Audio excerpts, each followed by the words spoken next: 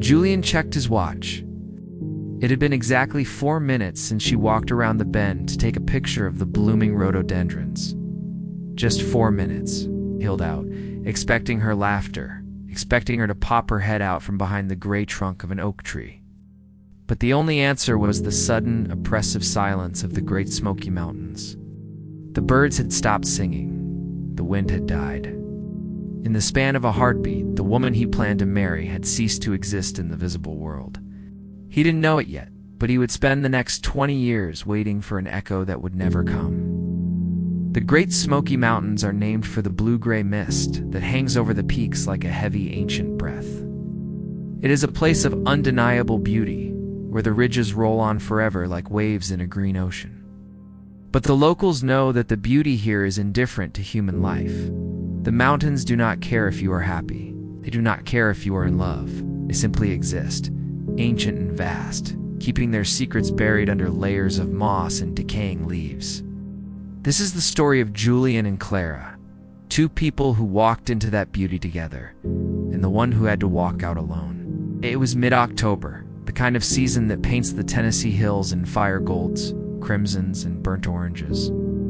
Julian drove their sedan up the winding roads toward Gatlinburg, one hand on the wheel, the other resting on Clara's knee.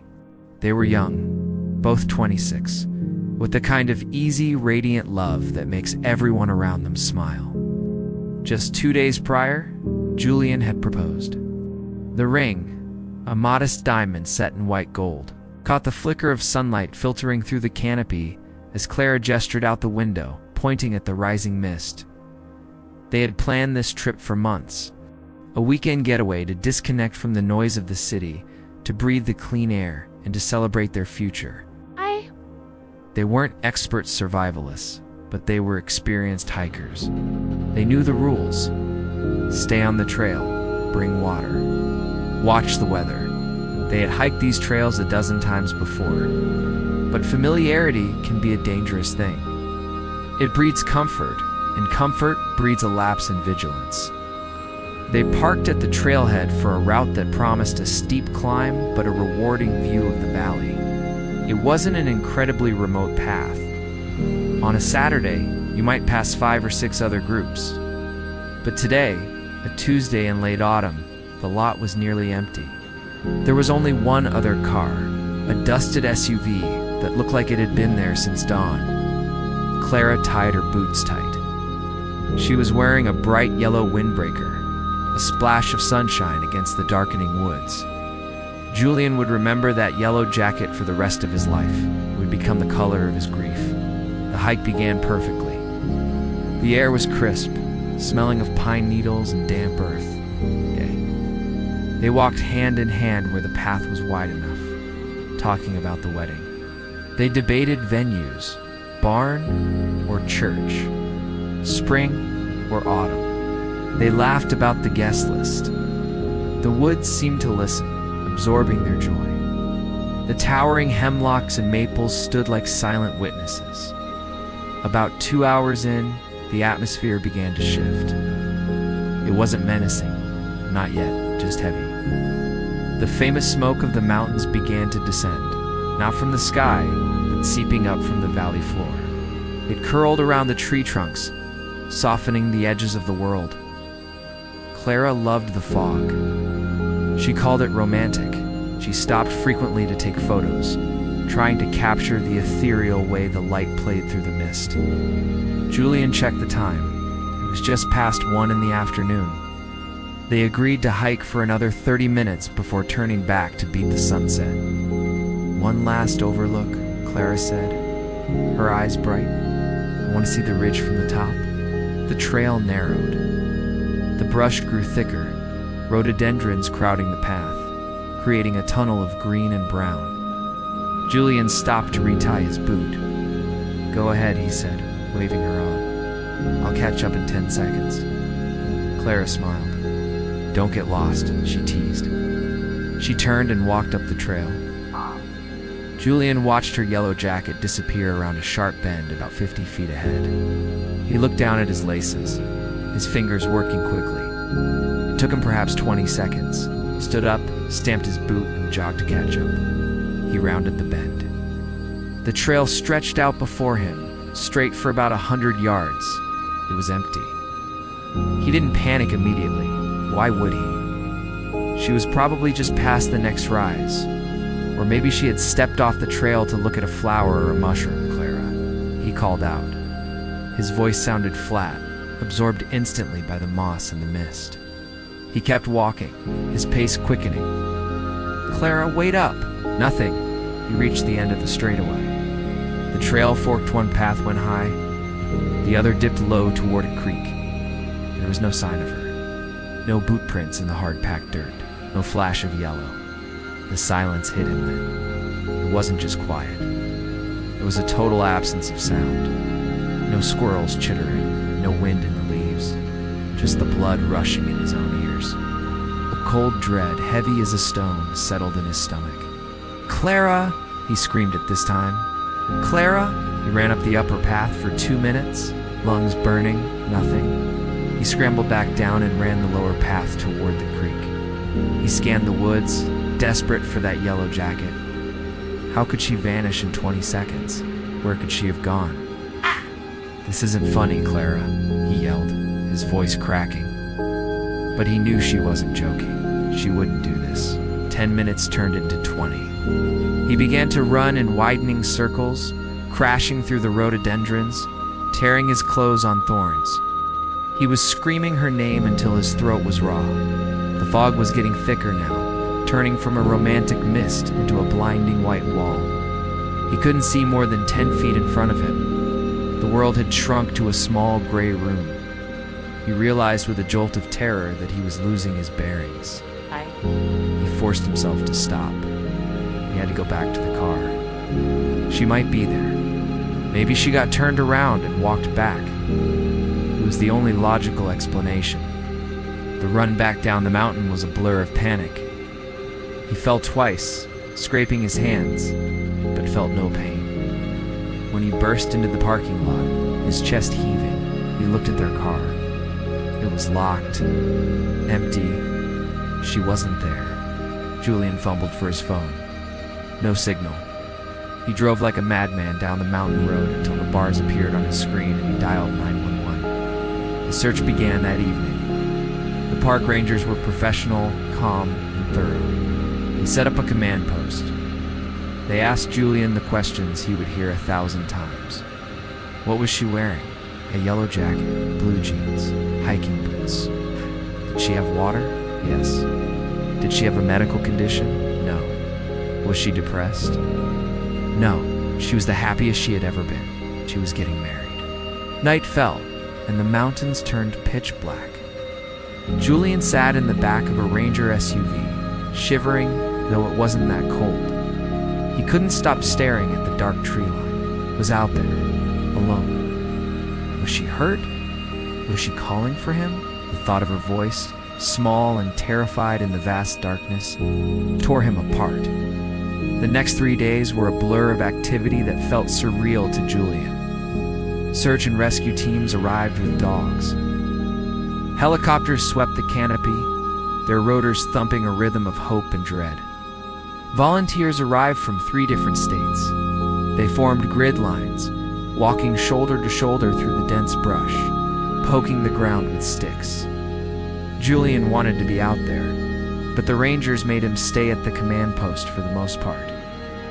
Fearing he would become a second victim, he stood by the map, watching them mark off sectors with red pens. Cleared, cleared, cleared. They found nothing. Not a footprint. Not a piece of fabric. Not a candy wrapper. The dogs picked up a scent near the bend where Julian had tied his shoe, but had vanished abruptly 20 yards off the trail, as if she had been lifted into the sky. On the 4th day, a heavy storm rolled in. Rain lashed the mountains, turning the trails into rivers of mud. The search had to be suspended. Julian sat in the hotel room in Gatlinburg, staring at the phone, waiting for it to ring. He held her engagement ring box, which he had taken from his pocket. He hadn't given it to her yet. She was wearing the ring, but he had kept the box. It felt light, empty.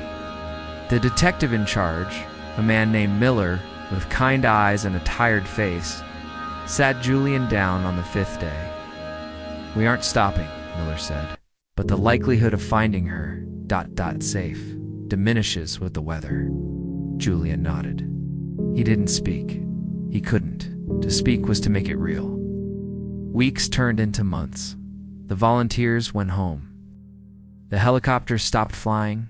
The news cycle moved on to the next tragedy. But Julian didn't leave. He rented a small cabin near the park entrance.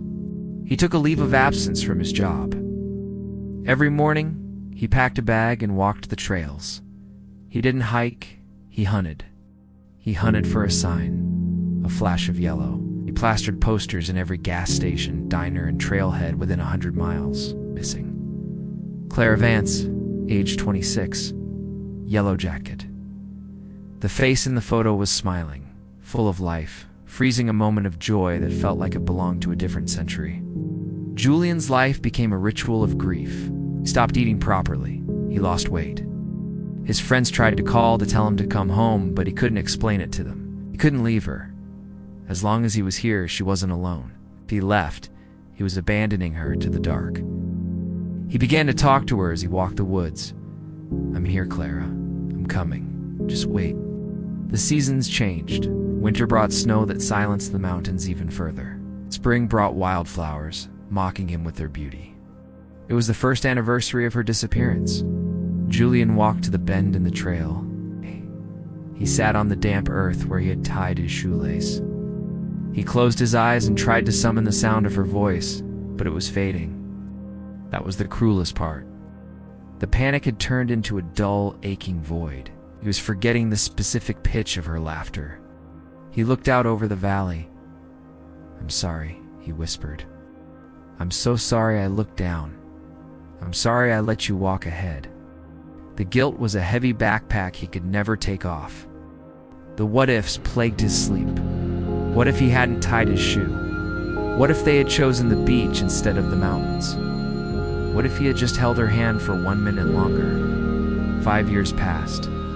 Julian had eventually moved back to the city, but he was a shell of the man he had been. He never married, he never dated. He worked, he slept, and he waited. He kept his phone number the same. He kept a landline just in case. He kept her side of the closet full of her clothes, smelling of her perfume, which was slowly turning stale. The mystery of Clara Vance became a local legend. Hikers would tell stories around campfires about the girl in the yellow jacket who vanished in the mist. Theories ran wild online. Was it a serial killer? A bear? A sinkhole?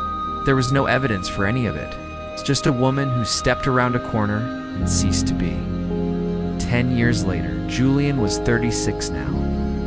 The sharp edge of grief had dulled into a chronic ache, like an old injury that flares up when it rains. He received a call from Detective Miller, who had long since retired but stayed in touch.